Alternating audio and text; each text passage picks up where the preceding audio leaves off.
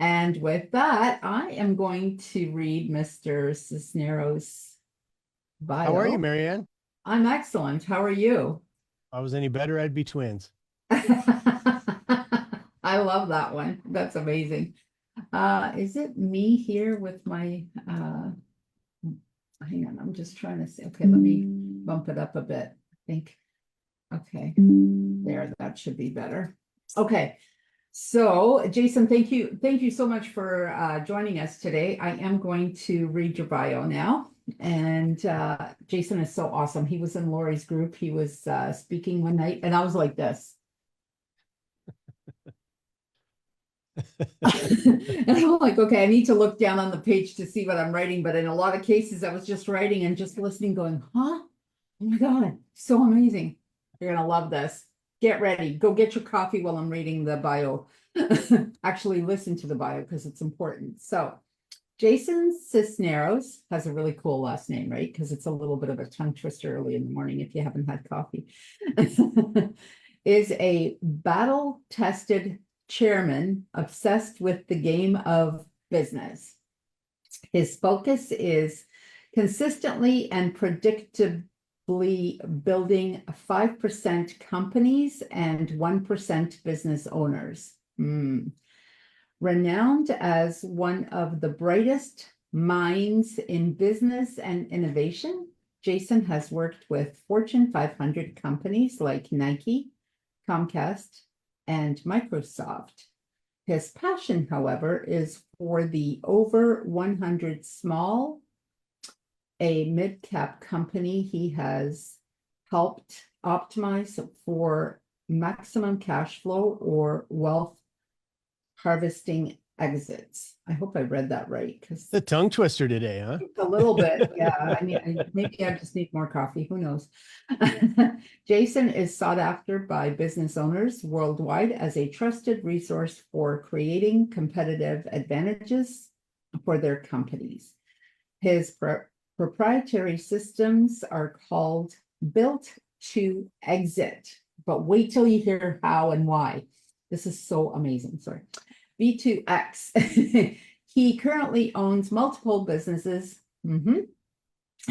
I love this because this is one of my favorite things because people will tell me, why do you have so many businesses? Why do you have to? And I'm like, this is a good thing. This is not a bad thing. So just listen to what Jason has to say. He currently owns multiple businesses, has personally exited more than 24 companies, and has spoken for hundreds of thousands of business owners on stages and podcasts around the world. Oh, you're going to have to come onto my podcast too.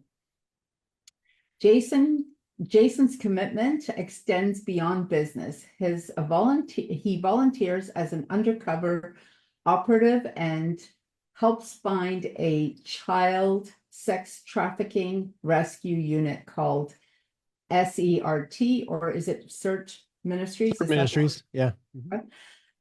So I just love him.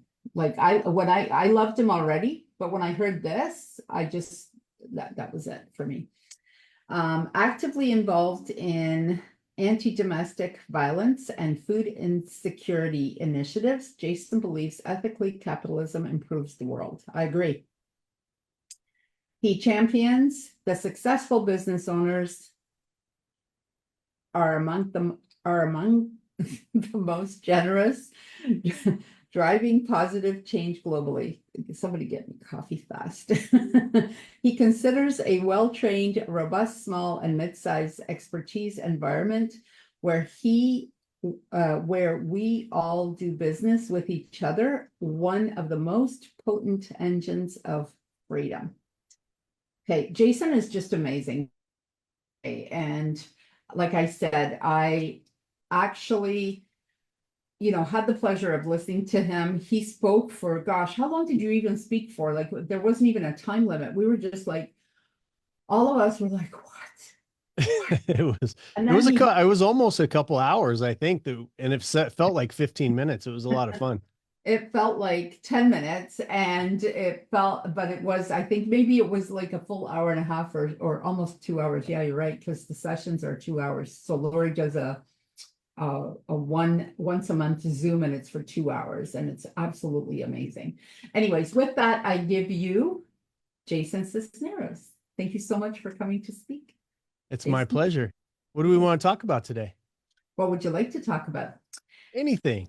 Like, I Our just want to support whatever the outcome is that everybody's here to get. Well, our theme here today is healthology. So I like to address the health, but I mean, gosh, there's so much that you already do in here with the food and the sex trafficking. And oh my gosh, I don't want it to be all about that though. There, because we do have, this is mostly for entrepreneurs and to try to help them. So it's Well, all, I think the greatest thing about health, it's there's this thing that everybody says that in business that you have to be balanced, right? You have to have a balanced life. And I don't understand that in the least. I think that people that own businesses, I think that it's probably cognitively, purposefully unbalanced, because there's things that take time. I mean, sometimes your business is in trouble. You have to give it a lot of attention. Sometimes there's opportunities for growth. You have to give it a lot of attention. Sometimes there's a bad economy. You have to give it a lot of attention. Sometimes your family needs to have that additional attention. Sometimes your health needs that attention. And so I think it's just being really strategic, right? Business in and of itself is an intellectual sport. It's not one for the weak of mind. It's not one for the weak of spirit. There's a small percentage of the world. I'll use United States statistics, for instance, right? That there's 330 million people in the country, and 33 million people own small businesses. And so we're already, we've already divided ourselves away from the rest of this country, especially, and certainly around the world, those statistics hold true.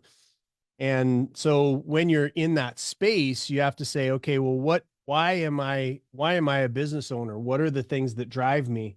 And what I have found for the largest portion of business owners is that it's some form, if you drill down into it, it's some form of rebellion, right? It's rebellion against a company that you did work for, but they're not doing things the way that you want, that you're like, I could do this better.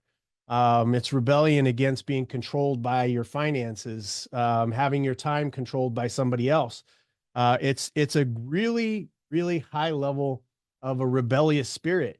And I think that if you go all the way back to the beginning of time, we used to be called merchants. Now it's like you got side hustles and you got entrepreneur, you got all these fancier names for what we do. But at the end of the day, we're a rebellious group of people that do not like to be controlled. And so some of the tendencies, as I think through this group of people, some of the tendencies is we tend to be risk takers.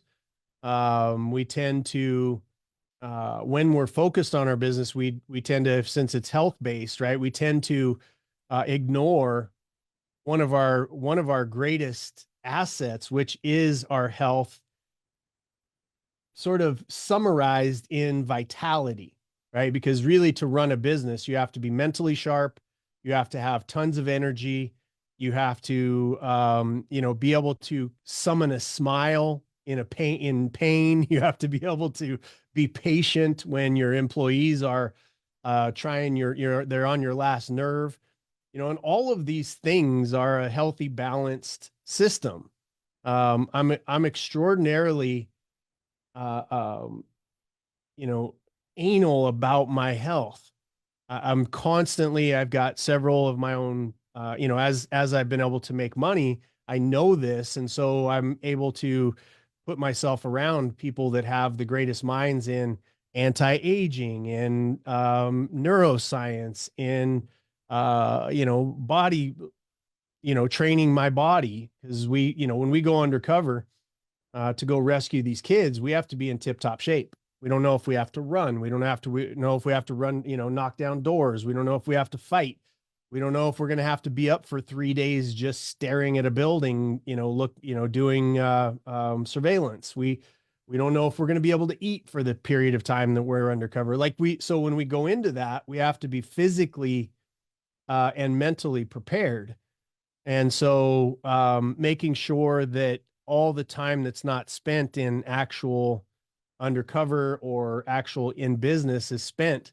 Like this morning, I just got here, right on time actually, but I just got here because I was in the boxing gym for 45 minutes, and then I was at the weight gym for another 30 minutes. I am diligent about my sleep. I make sure that the room is dark, that it's cool, that I'm not drinking any water, after 8 p.m., that my meals are complete by 6 p.m. There's a regimen that has to, like I say in business, we talk about business from the perspective of being built to exit. Everybody that owns a business, your perspective should be that you're building it to exit, right? Because everybody exits. How matters, right? If you're going to exit everybody's going to exit your business. That could be dying at your desk. That could be, you pass away and you leave something behind. And so the idea is, my wife and I just went to a funeral 2 weekends ago in Pittsburgh. And it was a stark reminder every time I go to a funeral that guy's business, amazing human being, great person, but his business wasn't in the box with him. His house wasn't in the box with him. His car wasn't in the box with him. What was with him was there was nothing in that box but him.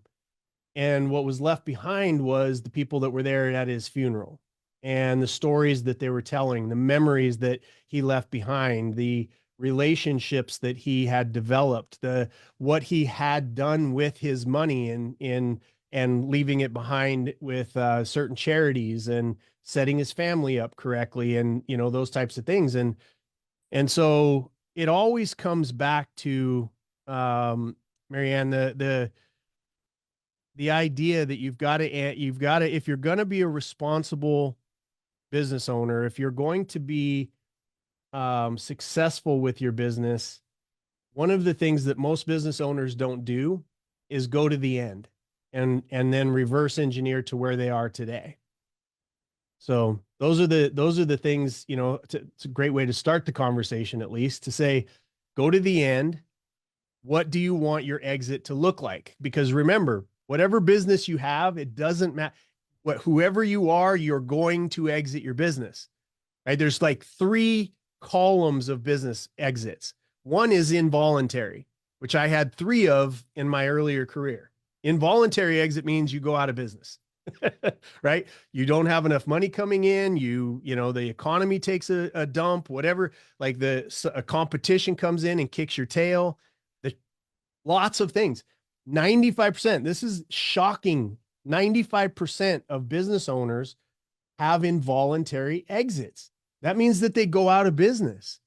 That is not a small number. And it's not one that we should ignore or take lightly. It's 95%. And this is SBA, all the data. It's not Jason Sisneros saying it is statistical data that within 10 years, 95% of companies fail. Within the first year, 50% of them are out of business.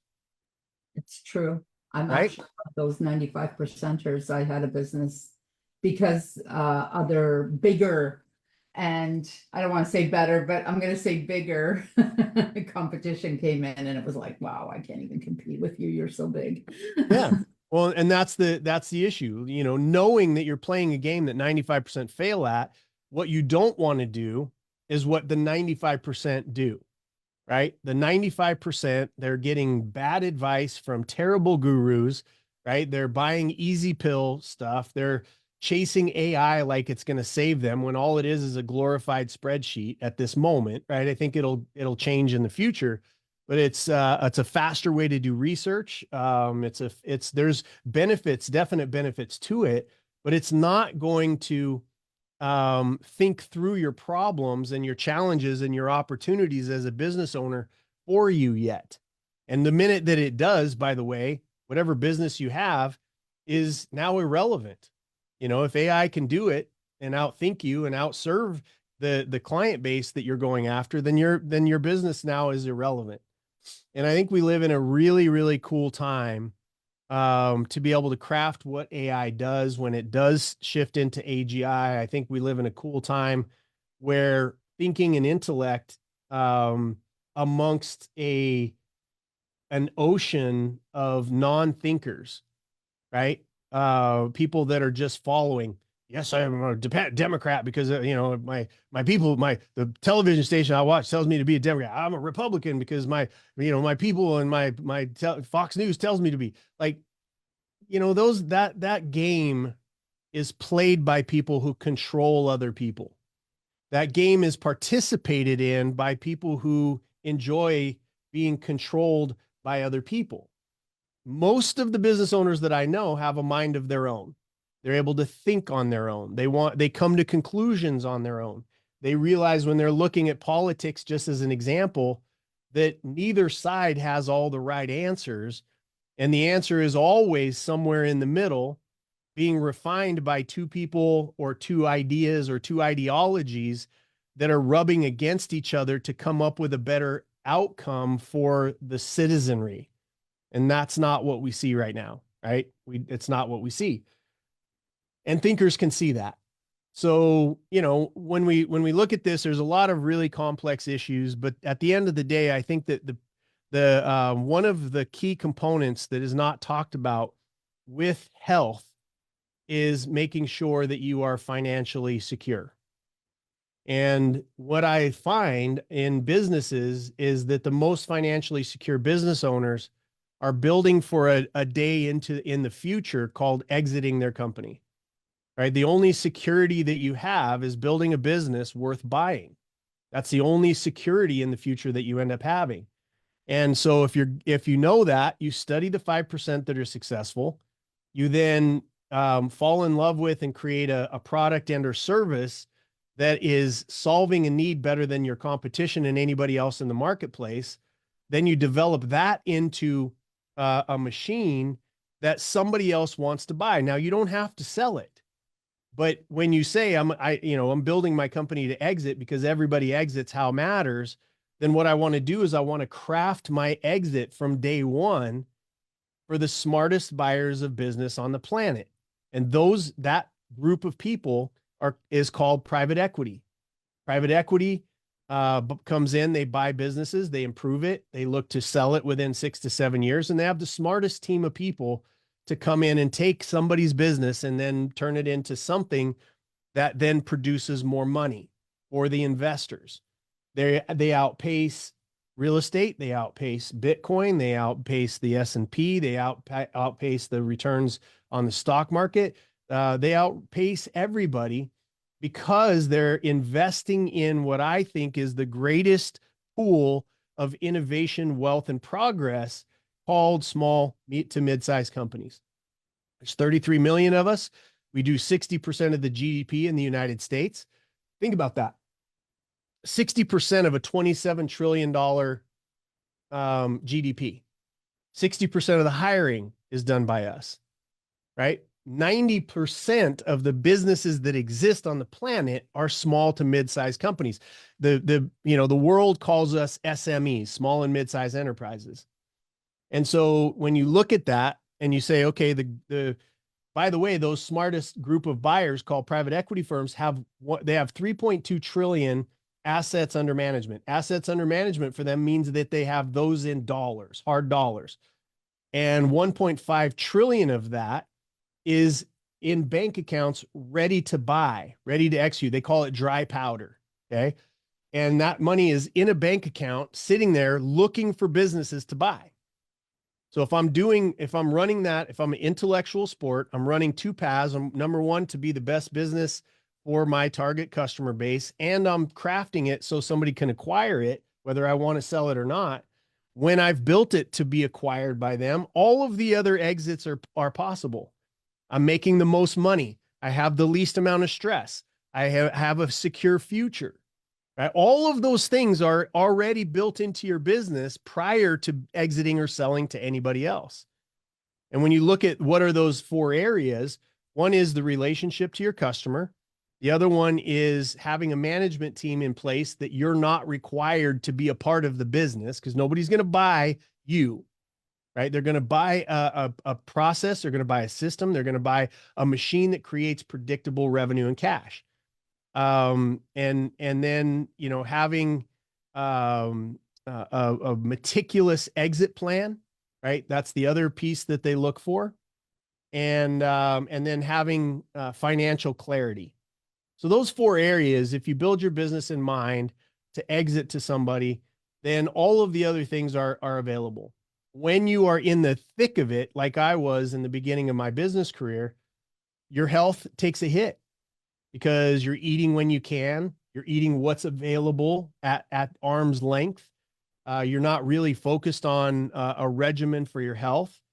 And so, when we talk about health, it's impossible to have a conversation about health without having some semblance of control over your financial destiny.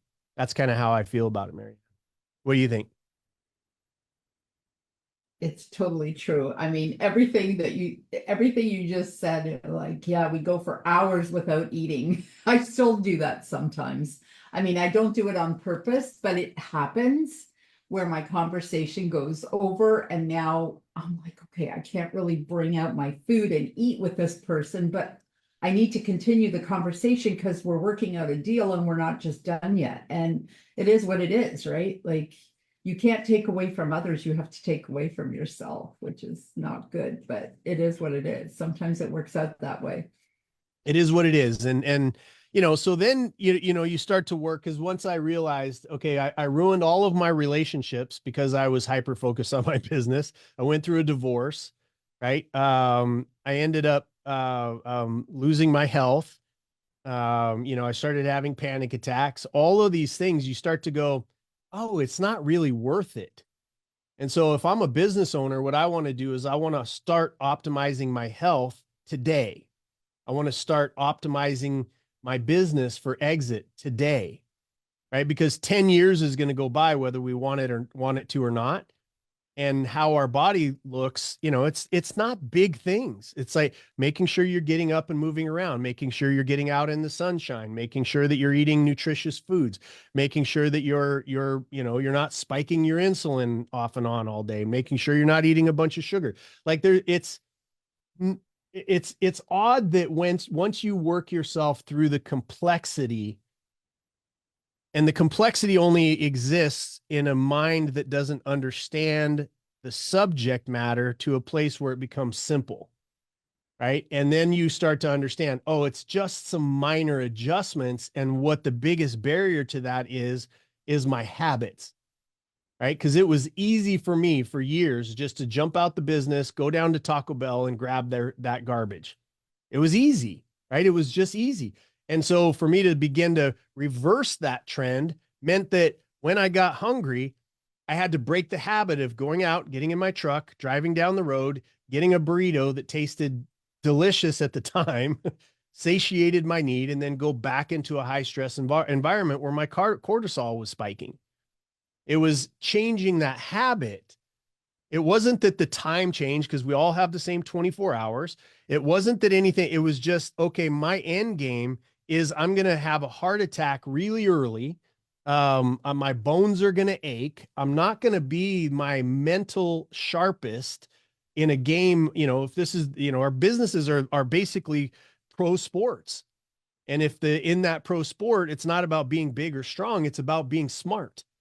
And being able to optimize my intellect means that I need to have my serotonin in level, cortisol levels down. It means that I have to have my insulin, regulated. It means all of these things that we are 100% in control of, even on a budget. Even on a budget, it just means changing our habits. So true, right? Because I'm so happy I have a dog. So I have to go outside and walk, whether I Right. want to or not. And most of the time I want to anyways. I mean, nobody really wants to do it in the pouring rain or the, snowstorm, but they've got to go out. So I think it's, for my own health, not just for my emotional health, because if you have a dog, you know how amazing they are, right?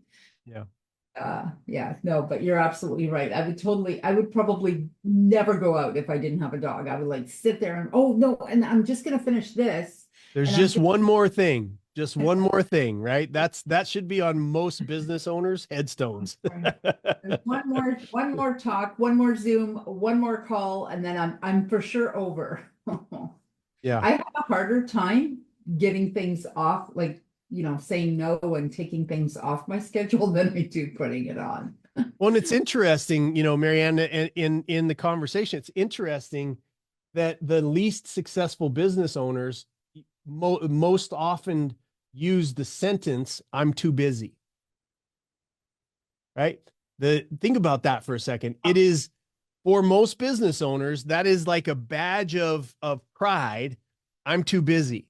Right. Right now I'm working with mentoring a young man, and he, when we first started working with him, he's like, "I've got 3 other clients and I've just blah, blah, blah. And I apologize for not getting this. And I've got blah, blah, blah, blah."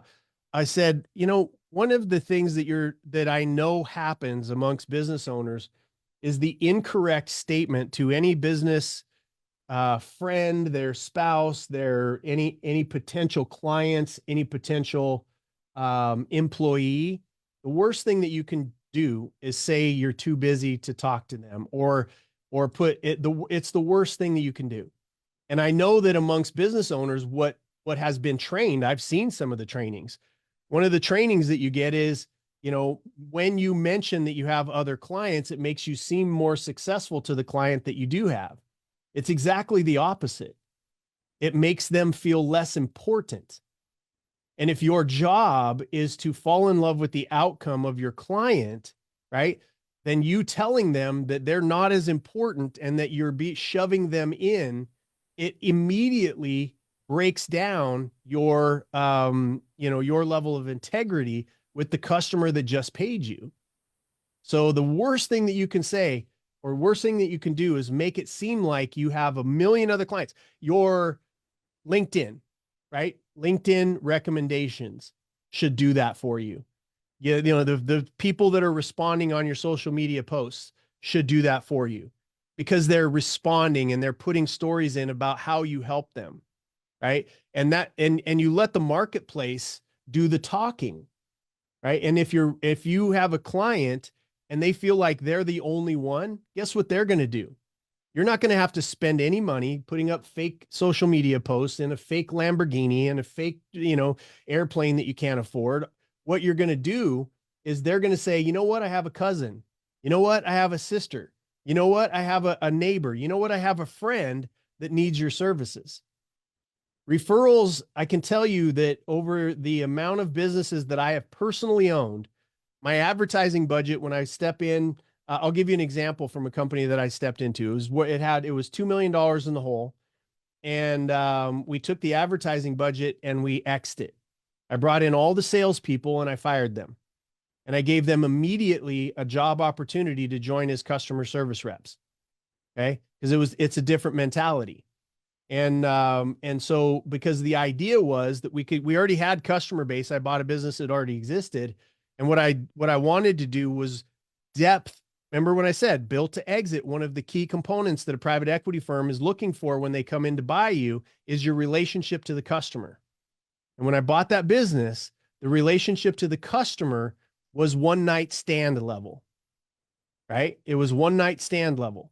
And what I wanted to do was deepen it into marriages. And so what I did was I fired all the salespeople. I turned them into customer service reps.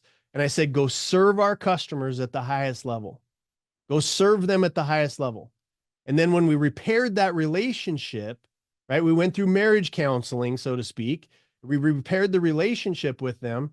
Now we had earned the right to ask them who else they knew. We had earned the right to take over more of the services. We had earned the right to re-sign long-term contracts with them. And that's how we built the business. That's how I do all of my businesses. We go in, we repair relationships or deepen them, or take them over from the previous owner, right? And then we deepen those. Then we ask those people. Doesn't matter what industry you happen to find yourself in. If you're a doctor, if you own a commercial janitorial company, if you're a consultant, whatever it is, you have customers that trusted you. And they hang out with other people that have the same issues that they do, right? Let's say it's commercial janitorial. They hang out at seminars together. They do retreats together. People that make decisions about that particular business, they hang out with each other. And they're not watching each other's Instagrams. They're not watching each other's Facebooks. They're face to face. They're hanging out with each other. They're having conversations. And you want them to have a conversation about you because you help them the most. That makes sense? I love that. I love that. I've actually used that line before with the one night stand with my real estate clients and also with my coaching clients sometimes too. I'm like, this is not a one night stand. This is a relationship. We're going to be selling many properties because I work primarily with investors. I mean, investors don't buy one property, they buy over and over and over and over again. And they know other investors. And they know other investors, and they also sell over and over again because they will flip, they will do whatever, you know, and then, oh, I'm going to free up some cash and get rid of this and go buy something else in another country. And now that we've opened up the borders in the last few years, oh my gosh, we can do international anything. So no, that's fantastic. Thank you so much, Jason. It is time for me to move on to my next speaker. Thank you so much for taking the time out. I love your studio. I love your background. Thank you. My wife did it all. It's because of her. She's amazing. And you know what? I love it because I actually have these plants on my balcony and I'm going, oh, I should put them behind me because I love this. I feel like I want to get my own name and lights made now for sure. Makes it easy, especially when you have a last name that's hard to spell, you know? Right. Like, oh, how do you spell Sisneros? It's there the whole time. Yeah, it's beautiful. Thank God Zoom has our names on there. Oh, that's true. That also helps. I did actually practice saying your name. I was like, Jason Sisneros, because sometimes I will get tongue-tied, as you can see, and it is what it is. It is what it is. Well, thank you so much for having me, and thank you for what you do. I appreciate being here and the value that you add to your audience. Oh, thank you so much for helping me do all of that. And please come on to another. In November, we have Mindset Mastery if you're around. And mindset. I love mindset. Mindset Mastery is amazing. That is November 15th. And then the one after that will be December 13th, and it is Authentic Leaders. Nice. Right? I love what you do. I love all of everything. I love the whole sex trafficking hero. I love that. I think that really speaks, you know, I don't have kids, but I'm like, I just can't even, I can't imagine anything worse, honestly. I like it. Thank you for your heart. I appreciate it. And I would love to come back and add value whenever I can. Please. And let's get you onto my podcast as well. It goes onto the same place. So thank you. Thank you so much.